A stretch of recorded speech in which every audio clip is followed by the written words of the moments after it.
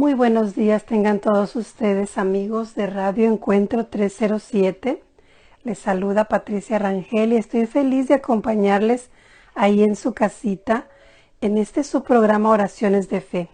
Estoy muy contenta en esta mañana, aunque afuera aquí en la ciudad capital, Sacramento, está lloviendo, amaneció súper nublado, lloviendo, y así vamos a estar hoy y mañana. Pero yo estoy muy contenta porque puedo desde la intimidad de mi casa compartir con ustedes en este programa. Y bueno, pues vamos a estar hablando de diferentes cosas. En realidad el programa no tiene un tema, un nombre específico. Vamos a hablar de varias cosas. Betty no se encuentra conmigo en esta mañana. Betty, te mando un saludo, te extrañamos, pero ojalá y que mañana ya estés con nosotros. Entonces, bueno, vamos a comenzar con el programa de hoy con una oración. Y es una oración hermosísima que yo atesoro mucho y quise compartir con ustedes hoy. La oración se llama Detenerse y se encuentra en el libro de oraciones de Talleres de Oración y Vida. Si ustedes han tomado un taller, bueno, corran, saquen su libro de oraciones, la oración número 40, Detenerse. Pero si no, simplemente escúchenla. A mí me gusta muchísimo esta oración porque me pone a pensar mucho en qué es lo que quiero hacer y qué es lo que en realidad puedo hacer. Como que Dios me mete otra vez en cintura y me dice, aquí está. Entonces vamos a escuchar esta oración. Órenla conmigo en el silencio de su corazón. La oración dice así. Qué bueno es detenerse. Señor, me gustaría detenerme en este mismo instante. ¿Por qué tanta agitación? ¿Para qué tanto frenesí? Yo no sé detenerme. Me he olvidado de rezar. Cierro ahora mis ojos. Quiero hablar contigo, Señor.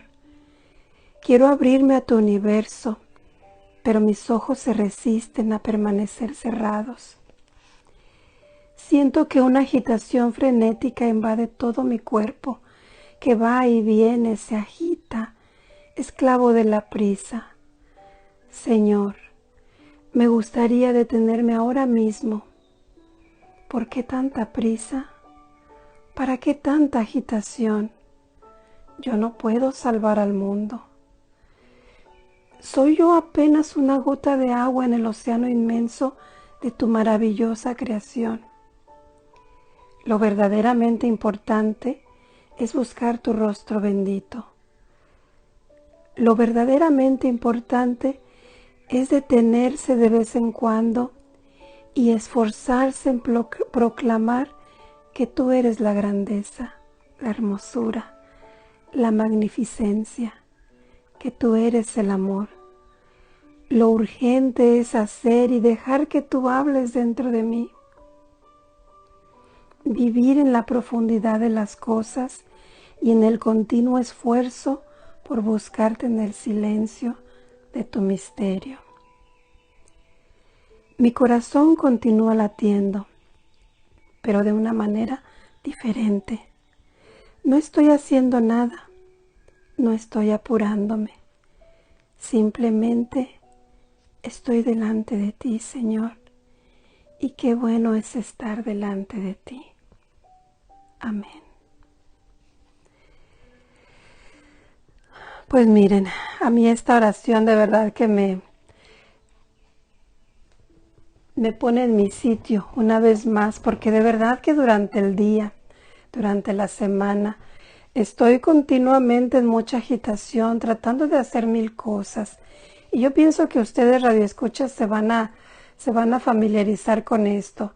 Las mamás queremos ahorita ayudar a nuestros hijos con sus grados escolares, queremos que saquen buenas calificaciones, que hagan sus trabajos y nosotros podemos hacer un mínimo nada más porque nosotros les decimos hazlo, pero si lo hace o no, especialmente si ya están en grados más avanzados, ya depende mucho de ellos, ¿no?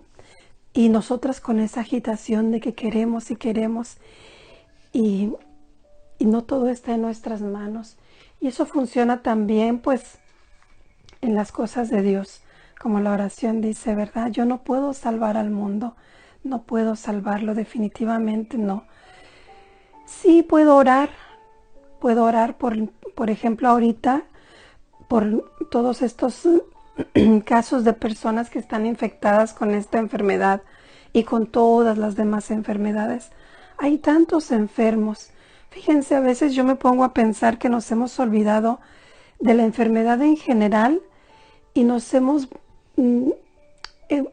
volcado nada más en lo que es este virus, el virus del momento, no la enfermedad del 2020.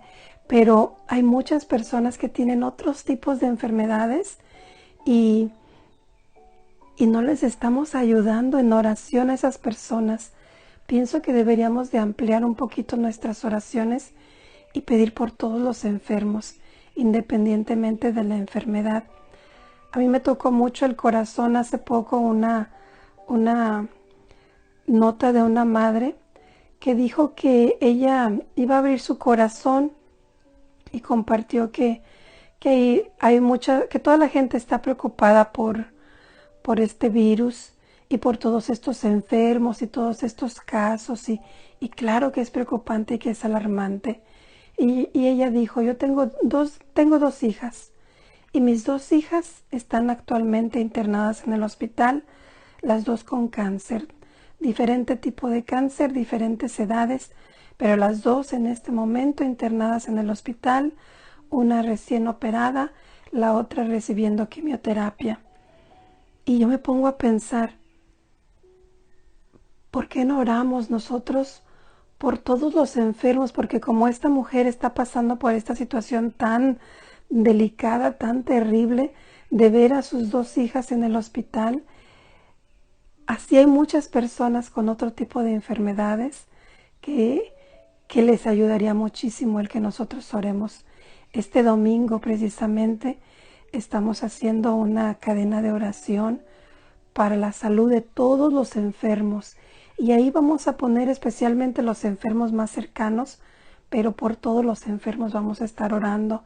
La Santa Misa será ofrecida por todos ellos y no debemos bajar la guardia en oración, debemos de seguir orando. Pero bueno, vamos a comenzar con el principio.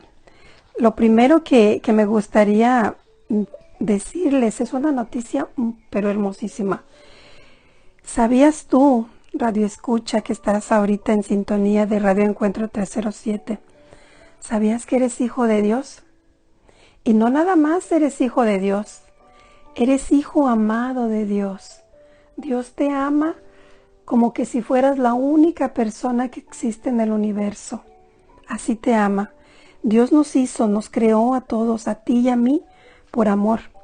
Y por amor Dios buscó a esa pareja especial que iban a ser nuestros padres y los utilizó para que tú y yo viniéramos al mundo. ¡Qué hermoso!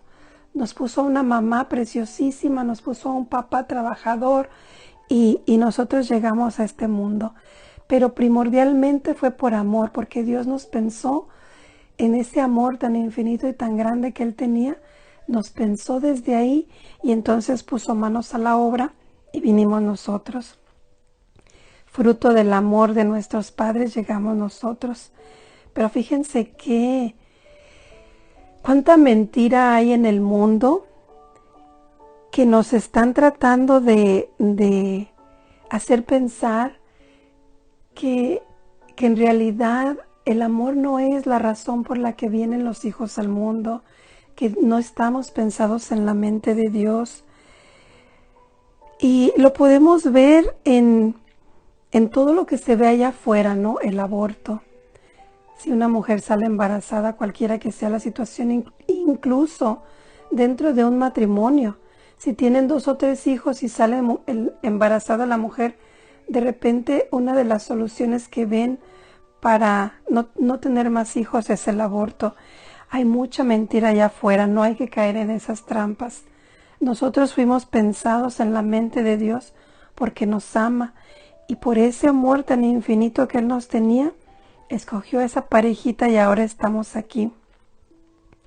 Pero fíjense que el vincular a nuestro papá Dios como ese Dios que nos ama, a veces nos es difícil. ¿Y por qué será?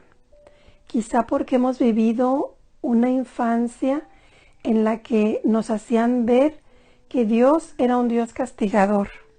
No sé si a ustedes les tocó que sus papás les dijeran, por ejemplo, si haces esto, Dios te va a castigar.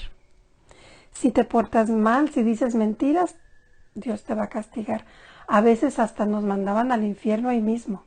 A veces nos decían, te vas a ir al infierno si andas diciendo mentiras. Y comenzamos a crear dentro de nosotros, sin querer, sin la conciencia, ese temor a Dios, a ese Dios castigador. Y comenzamos a olvidar que Dios nos ama. Y empezamos a rechazar de cierta manera a ese Dios. Qué dolor tan grande le causamos, ¿no?, a Dios. Está riquísimo mi café. Si ustedes gustan, cuando quieran, mi casa siempre está abierta para los amigos. Entonces, bueno, continuando después de tomarle un poco al café, continuando con esto, eso fue lo que nosotros aprendimos, que Dios era castigador, que Dios, si bien era justo, misericordioso, también era justo. Y bueno, crecimos así, teniéndole un poquito de miedo, ¿no? Pero después pasan los años y ¿qué pasa con nosotros? Descubrimos a un tal Jesús.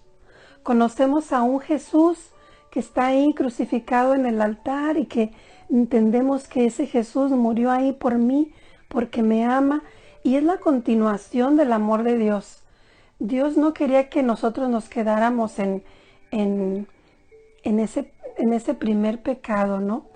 Y Jesús tenía que venir para rescatarnos. Bueno, cuando nosotros conocemos a ese Jesús, cuando le creemos, cuando comenzamos a meditar en el Evangelio, Jesús viene y nos da la gran noticia. Nos da una noticia diferente a todo lo que nosotros habíamos escuchado de ese Dios castigador. Y nos dice que Dios, primero que nada, es nuestro papá, es nuestro Padre. Y aparte de que es nuestro Padre, es un papá que nos quiere muchísimo, muchísimo nos quiere. Y que nos quiso desde siempre, desde que nos creó, desde que nos pensó en su mente divina, desde ahí Él nos quiso. Y que no, esta noticia para nosotros fue, yo creo que la mejor de todas. Que Él nos ama, no porque seamos buenos, ni para que seamos buenos.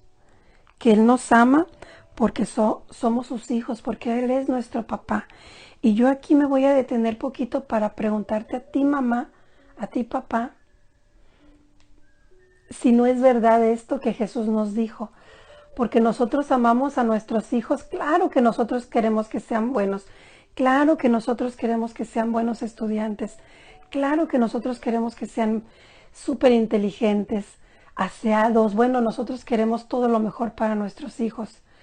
Pero si tu hijo, después de un partido de fútbol, llega todo sudado, acalorado y te abraza y te da un beso y celebra contigo que ganaron el partido de fútbol, tú no vas a decirle, no me abraces, no me beses, estás mojado, estás sudado, hueles mal. No, nosotros lo abrazamos y nos gozamos con él. Así, de esa manera es nuestro Padre. Y eso fue lo que Jesús vino a decirnos, que Él nos ama no porque somos buenos, porque ¿quién es bueno? ¿Quién es perfecto? Pero así, con nuestras caídas, con nuestras levantadas, Dios nos ama porque es nuestro papá. Nos perdona, nos ama porque es nuestro papá. Y es así de simple, porque yo soy su hija y Él es mi padre. Él nos ama sin ninguna condición, sin ningún motivo, sin ningún interés. Nos ama de a gratis, gratis. Ese amor es, no podemos hacer nosotros algo para que Dios nos ame más o menos. Hablando un poquito de esto con mi hijo, él me decía, pero si yo me porto mal, entonces Dios de todos modos me ama. Y yo le digo, sí, te ama. ¿Lo entristeces? Porque tu Padre quiere que hagas siempre su voluntad. ¿Lo entristeces? Claro que sí, pero de todas maneras te ama muchísimo. Y así es Dios. Somos hijos de Dios, somos hijos amados por nuestro Padre Dios. Y esa noticia nos la trajo Jesús. Y bueno, vamos a continuar sabiendo que somos hijos amadísimos de Dios. Hay una mujer que fue muy amada por Dios, muy amada por Dios. Ella recibió un regalo grandísimo y su tarea era pues compartir con nosotros ese regalo. Ella se llamó Luisa Picarretta. Ella nació en Corato, en Italia, el 23 de abril de 1865 y murió el 4 de marzo de 1947, cuando ya ella tenía 82 años. Fíjense qué interesante es la vida de esta mujer. Por órdenes de Jesús, ella permaneció en cama por 64 años sin poder caminar, en camita. Lo más interesante de este caso es que ella no padecía ninguna enfermedad. A ella simplemente Jesús le pidió que si se podía ofrecer como víctima por los demás, y lo que ella tenía que hacer era postrarse en cama, y bueno, ella dijo que sí. Pidiéndole permiso al confesor, ella le dijo que sí, pensando ella que iba a ser por un corto tiempo. ¿Y cuál va siendo su sorpresa? 64 años sin poder caminar. En verdad que bueno, el Señor sabe cuándo y cómo, ¿no? El tiempo de Dios es perfecto.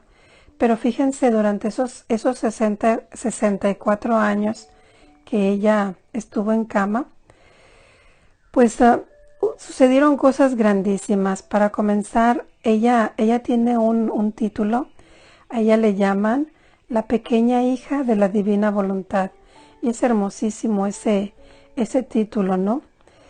Ella pasó toda su vida, y especialmente esos 64 años, haciendo vuelos constantes en la divina voluntad para recibir de este querer santo y poderla entregar así a las generaciones humanas.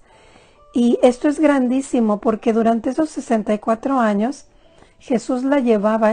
El hacer giros o volar significaba que Jesús la tomaba y se la llevaba.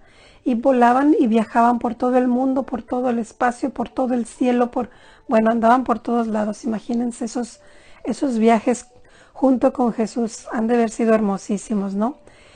Pero la idea principal que Jesús tenía era enseñarla a vivir a ella en la divina voluntad.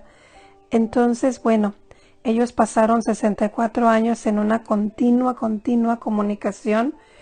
Y era muy interesante el caso de Luisa, porque ella, durante la noche, ella quedaba en un estado de petrificación. Su cuerpo quedaba rígido completamente, no se podía mover. Y en realidad no despertaba de esa situación o de ese estado hasta el siguiente día en la mañana, cuando llegaba el sacerdote y le imponía las manos hacia oración. Entonces la regresaba. La santa obediencia, ella siempre estuvo bien sometida a la santa obediencia, la señora obediencia. Entonces, la base de esta doctrina, revelación dada por Jesús a Luisa Picarretta y publicada por su confesor, San Aníbal María di Francia, está contenida en 36 volúmenes titulados El reino del Fiat en medio de las criaturas, o comúnmente llamado el libro del cielo. Pero fíjense qué nombre tan especial, el reino del Fiat en medio de las criaturas. Luisa es la depositaria y secretaria de los tesoros de la divina voluntad y el modelo y ejemplo de vivir en ella. Luisa estuvo siempre bajo la potestad de la señora Obediencia, como les dije anteriormente, ante la que siempre se doblegó y sometió, por mucho que le costara obedecer. Yo pienso que eso es algo que desde niños nos cuesta muchísimo y es algo que toda la vida cargamos con eso, obedecer, la santa obediencia, obedecer. Los hijos, por ejemplo, nos demuestran que nos aman a través de la obediencia. Si yo le digo a mi hijo, lava los trastes, y va y los lava sin decir nada, me está demostrando que me ama. Ese es un acto de amor que hace para mí. Si yo le digo, lava los trastes, y me dice que sí, pero no los lava, ¿me demostró amor? Yo pienso que no. Entonces, bueno, hay que tener mucho cuidado, pero Luisa siempre estuvo bien sometida a la señora Obediencia.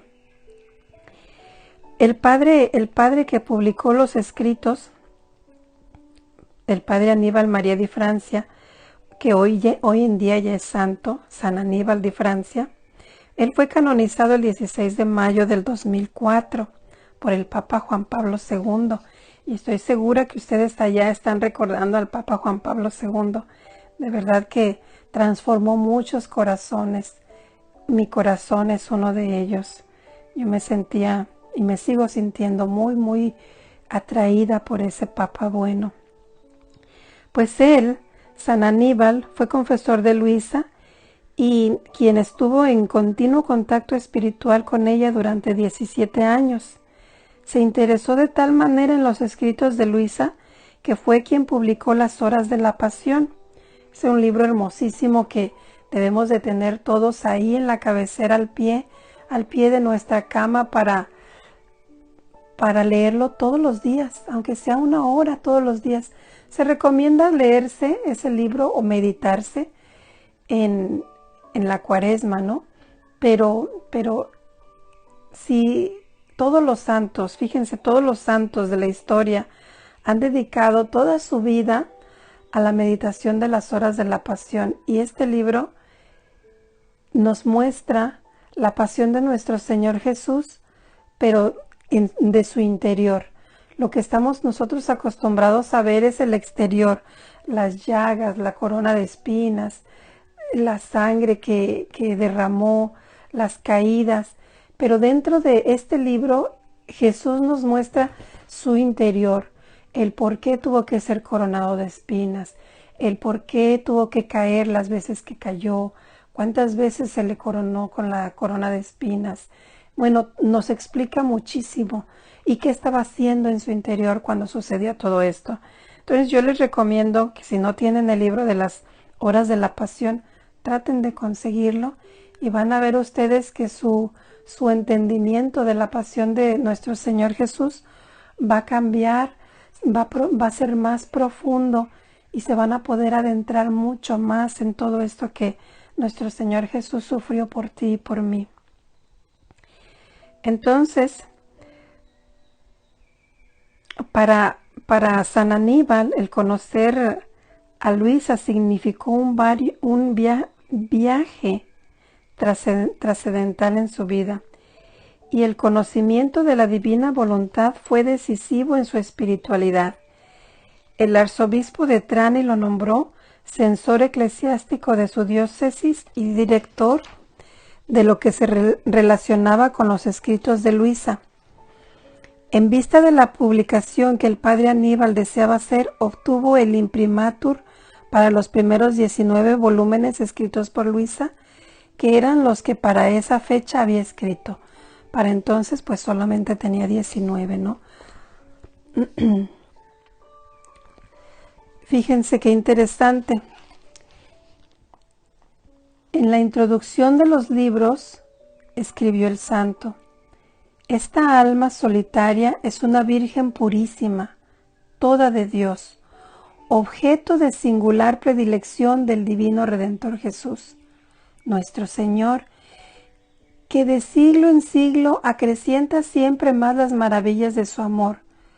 Parece que de esta Virgen, a quien Él llama la más pequeña que haya encontrado en la tierra, desprovista de toda instrucción, ha querido formar un instrumento apto para una misión tan sublime que ninguna otra se le pueda comparar. Esto es para el triunfo de la divina voluntad en la tierra, de conformidad con lo que está dicho en el Padre Nuestro. Hágase tu voluntad como en el cielo, aquí en la tierra. La primera composición la quiero de ti, y si eres atenta la desarrollarás bien y me darás el honor de un tema que te ha dado tu Jesús, el tema más noble, el tema del querer eterno que me traerá la gloria más grande y que formando la conexión con la criatura la hará conocer nuevos horizontes, nuevos cielos y nuevos excesos de amor. Esto se lo dijo Jesús a Luisa en el 19 de octubre de 1922. Híjole, hablar de Luisa es hablar de cosas grandes, es hablar de deseos de Jesús grandísimos. Al final, o la corona de Jesús viene de aquí, ¿no?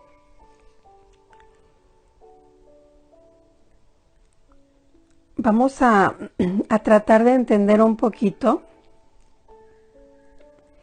esto que viene en el volumen 11, el 6 de noviembre de 1914. Luisa nos enseña que la única petición que debe hacer un hijo de la divina voluntad es pedir el reino de su querer para que reine aquí en la tierra como en el cielo. Y para eso vamos a tratar de contestar algunas preguntitas. Primero nos vamos a ir a la creación del hombre. El hombre, que fue Adán, fue creado a imagen y semejanza de Dios. Fíjense nada más, a imagen y semejanza de Dios.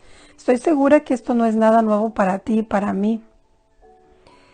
Pero miren, ¿en qué consiste? ¿En qué consistirá esa imagen? Bueno, consiste simplemente en esto, en que somos almas espirituales y que dentro de nosotros tenemos las tres potencias de Dios. Tenemos voluntad, tenemos inteligencia y tenemos memoria. ¿Verdad que sí? La voluntad, ¿para qué nos servirá la voluntad? Nuestra voluntad nos sirve para movernos, para hacer cosas. Por ejemplo, yo tengo una inspiración de rezar el rosario hoy. Pero si yo no me levanto, agarro el rosario, a lo mejor agarro el librito de oraciones, me siento, me sereno y comienzo a meditar en el rosario, no se va a hacer, la inspiración se pierde si no me levanto, si no utilizo mi voluntad para hacerlo, ¿no?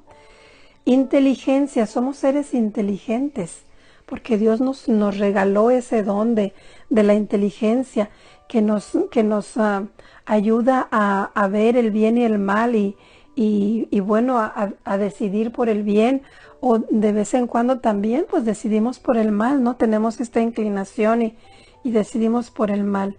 Y nos ha dado una memoria, es ese archivo que tenemos dentro de nosotros donde podemos recordar desde nuestra concepción hasta el día de hoy.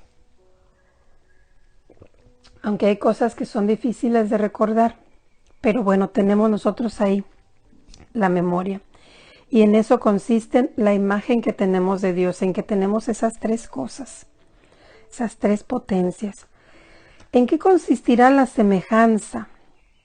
Porque bien dije, fuimos creados a imagen y semejanza de Dios. Ya vimos qué es la imagen. Vamos a ver ahora qué es la semejanza. La semejanza está en que el hombre y la mujer pueden tener la misma vida de Dios obrante, operante y creciente, y se desarrolla así como vive en Dios, con su misma vida divina. Nosotros tenemos esa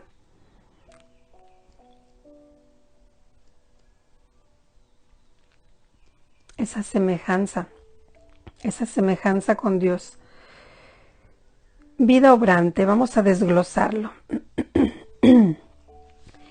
De modo que encerremos en el hombre como dentro de nuestro templo nuestra voluntad, para que encerrada en el círculo humano, mientras permanecía en nosotros, obraba cosas grandes, y fuera de ella, el pensamiento, la palabra, el latido, el paso y la obra del hombre, nuestro te amo, no podía dar cosa más santa, más bella, más potente, que pudiera formar la vida del Creador en la criatura, que nuestra voluntad obrante en él. La voluntad obrante en él.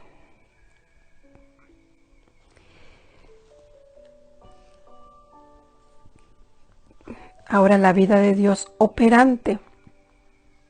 Jesús le dice a Luisa: hija mía, cuando el alma vive en mi divina voluntad, deja sus despojos, se vacía de todo, de modo que queda la pura nada. Y mi querer la inviste, la llena del todo, la domina y forma en ella los prodigios de santidad, de gracia, de belleza, dignos de su potencia creadora. Ahora vamos, vida de Dios creciente. Le dice Jesús a Luisa: mi amor me lleva a concebir en cada alma, en cada instante y siempre, concebido una vez y concebido siempre. Si ella me da el bien de hacerme crecer, de manera de hacerme llenar toda su alma de mi vida, entonces desarrollo mi vida en ella. Camino en sus pies, actúo en sus manos, hablo en su voz, pienso en su mente, amo en su corazón y tengo mi contento en eso. ¿Cómo soy feliz? De la criatura no queda otra cosa que un velo que me cubre. Yo soy el Señor, el actor. Formo mi campo de acción. Puedo hacer lo que quiero. Mi voluntad divina repite su fiat omnipotente continuamente. Mi amor ha recibido su concepción. Da en locura porque ha formado su vida en la criatura. Jesús y María fueron las dos primeras personas inmersas en el océano de la divina voluntad. La primera criatura que vivió en la divina voluntad fue María. Por eso Jesús pudo encarnarse en ella.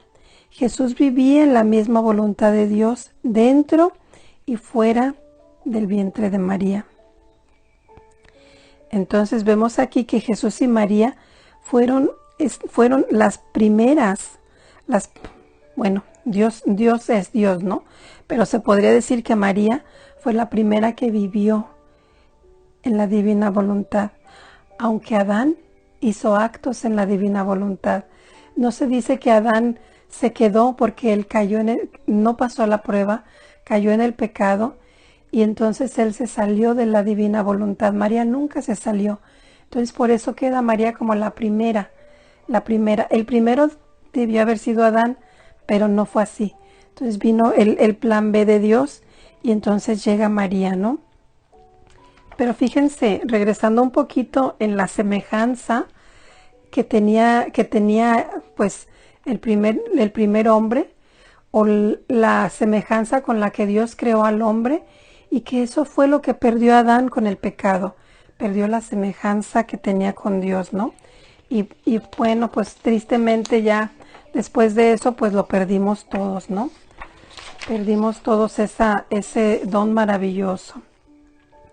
Ahora vamos a hablar un poquito de qué es la divina voluntad, especialmente porque hemos estado escuchando últimamente en el programa de los viernes de las 7 de la noche, 6 en Sacramento, 7 en Wyoming.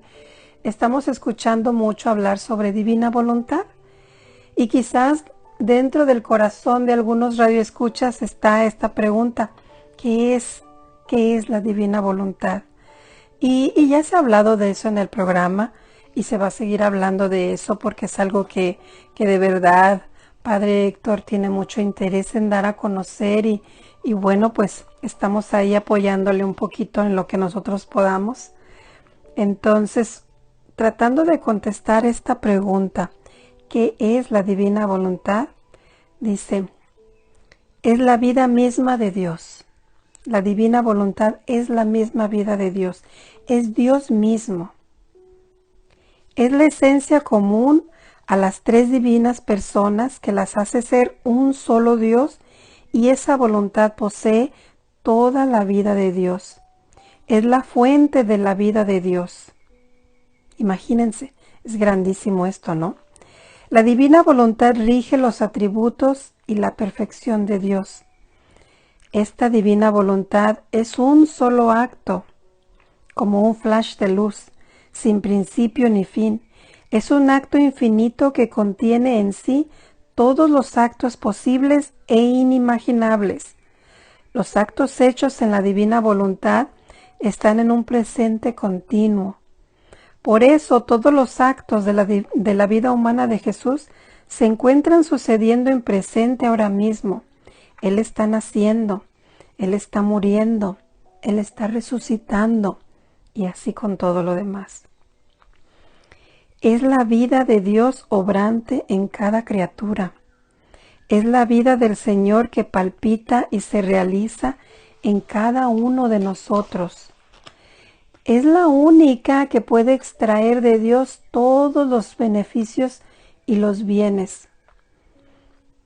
Por exceso de amor, Dios hace que su voluntad divina se desborde sobre la criatura y sienta la vida de Dios dentro de sí. Toma sus debilidades y sus miserias y las convierte en joyas. Dice, el que hace mi voluntad tiene externamente la piel de la humanidad, pero por dentro se encuentra mi persona, inseparable como yo en el amor y en la voluntad de la Trinidad Sacrosanta. Eso lo encuentran en el volumen 11 de los libros de Luisa Picarreta. Y fíjense qué interesante es esto. El que hace mi voluntad tiene externamente la piel de la humanidad. O sea que me ven a mí. Soy yo, porque tengo mi piel. Pero por dentro se encuentra mi persona. Por dentro está Dios, inseparable como yo en el amor y en la voluntad de la Trinidad Sacrosanta. Y eso puedes hacerlo tú que me estás escuchando. Que por fuera te vean a ti, pero que por dentro viva Dios. Imagínense qué grande, ¿no? Qué grande será esto. Y quizás te preguntarás, ¿y qué es eso de vivir en la divina voluntad? Bueno, es volver al origen, al orden y recuperar la finalidad para la cual fuimos creados, porque fuimos creados para esto. Desde Adán, desde que Dios creó a Adán, él fue creado para esto. Y continuando un poquito, es devolverle a Dios toda la gloria que le corresponde y que debimos darle si no hubiéramos perdido el paraíso por el pecado y dejado de vivir en su divina voluntad. El pecado. Y fíjense qué interesante, nada más voy a comentarles brevemente que la primera que come del fruto prohibido es Eva. Si se recordarán, Eva es seducida por la serpiente y bueno, ella cae, pero no pasa nada. En el Evangelio no dice que pase algo porque Eva come del fruto. No sucede nada hasta que se lo va y se lo presenta a Adán y Adán lo come y entonces sí es cuando sucede todo lo que ya sabemos. Pero ¿saben por qué no sucede nada? Porque la prueba no era para Eva, la prueba era para Adán. Entonces, si bien Eva estaba en el plan de Dios, no era la prueba la tenía que pasar Adán, y si la pasaba Adán, bueno, pues entonces ya todos íbamos a haber pasado esa prueba, ¿no? Incluyendo a Eva, obviamente, ¿no? Pero no pasa nada. Eva come, no pasa nada, llega Adán y come y ahora sí. Se dan cuenta que están desnudos, llega Dios y bueno, pasa todo lo que ya conocemos. Pero ¿saben una cosa que es muy interesante? para no echarle tanto la culpa a Eva, aunque sí tuvo la culpa, ¿no? Pero es muy interesante el ver cómo Dios le pone a Adán esta prueba.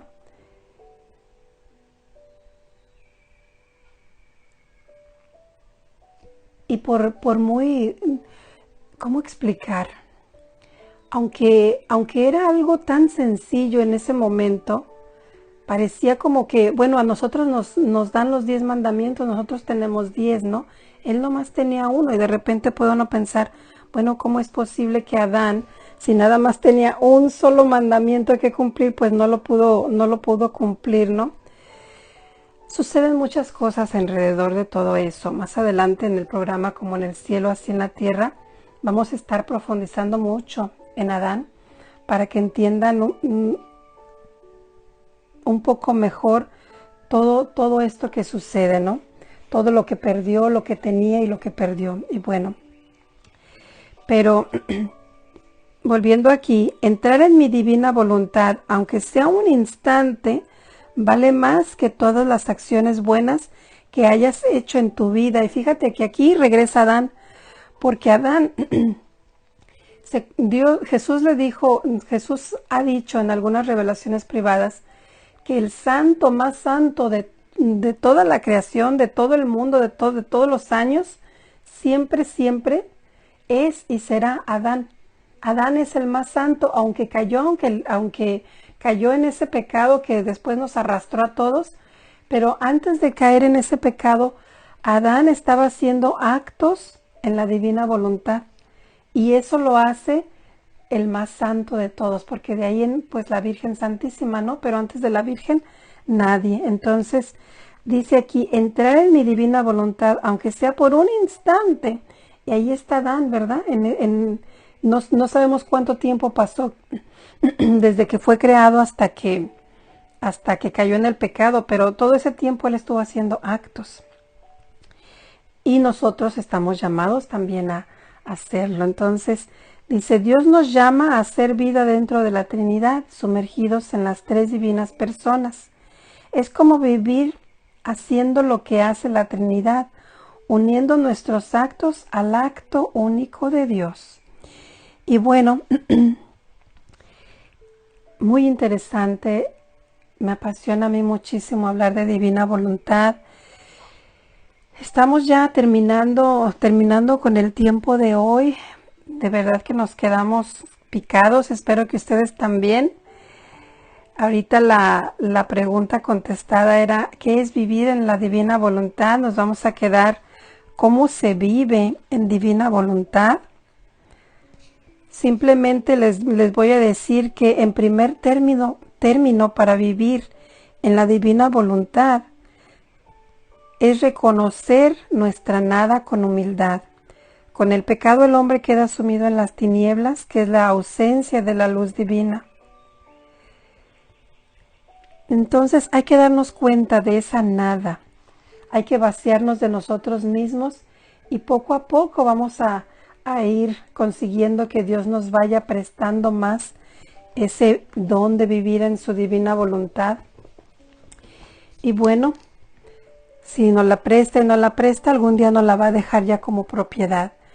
Pero hay que profundizar muchísimo. No se pierdan el programa Como en el cielo, así en la tierra, donde Padre Héctor, Lupita, Sarita y yo vamos a estar profundizando y profundizando, aprendiendo y bueno, entendiendo todo esto de vivir en el reino de la divina voluntad. Terminamos con este programa haciendo una breve oración.